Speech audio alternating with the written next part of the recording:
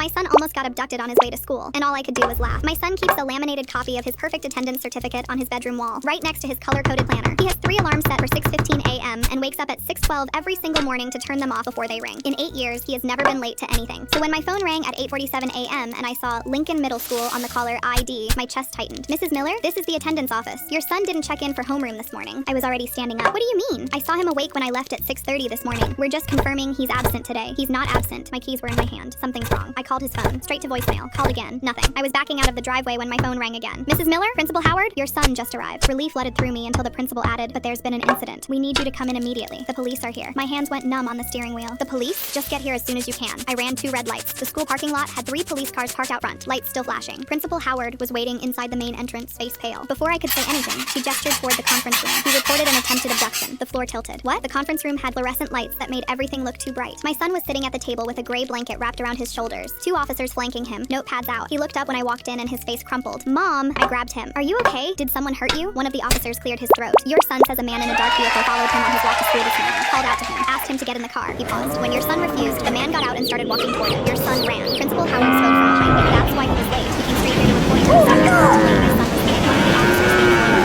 Can you describe what he did? My son stared at the table. His hands were clenched so tight in his lap, his knuckles were white. Old, maybe 50. Had a beard, dark sunglasses. What kind of vehicle? The other officer asked. My son paused. Black sedan, normal looking. I didn't see the license plate. The officers exchanged a look. One wrote something down. The second officer leaned in. Was he wearing anything distinctive? My son hesitated. A jacket, dark jacket. Did he say anything specific to you? My son's voice got quieter. He said he knew my mom. Asked if I needed a ride. My heart stopped. They were taking notes faster now. One of the officers looked up. What time was this? Around 8:10. My son said. Which street? He took a deep breath. Maple. Near the intersection with Oak. One officer stood up. We're going to canvass that area immediately. This is the 3rd report we've had in 2 months. My head snapped toward him. 3rd? Different neighborhoods, but similar descriptions. We take this extremely seriously. They kept us there for another 40 minutes, going over the timeline, what the man's voice sounded like, whether my son had seen the car before. My son answered everything in that same quiet, shaky voice, never looking up from the table. Finally, one officer closed his notebook. We'll be in touch. In the meantime, we're increasing patrols in the area. He looked at my son. You did the right thing coming here immediately. Principal Howard walked us to the main office. I signed him out. We walked to the car without speaking. We were halfway home when my son said, Mom, his voice sounded wrong. I need to tell you something. I pulled into an empty parking lot and turned to face him. He couldn't look at me. His hands were shaking in his lap. There was no car, no guy with a beard, none of it. He looked up and his eyes were filled with tears. I was late. My mouth fell open. You were? What? I was late for the first time ever. His voice cracked. I fell back asleep and woke up at 7:52 and panicked. Couldn't find my history homework. Got to school at 8:14. He wiped his eyes. I'd never been late before. I walked up to the entrance and froze. Then I remembered that assembly about stranger danger, and I went to the office and said someone tried to grab me. I sat there staring at my son who'd faked an attempted kidnapping because he was 14 minutes late for the first time in his life. Then I started laughing. I couldn't help it. The absurdity of it hit me all at once and I just lost it. He stared at me in shock. You're not mad? Oh, I'm furious, he said, wiping my eyes. But you're not telling anyone the real reason. He looked up at me. Really? Really, but you owe me. Big time.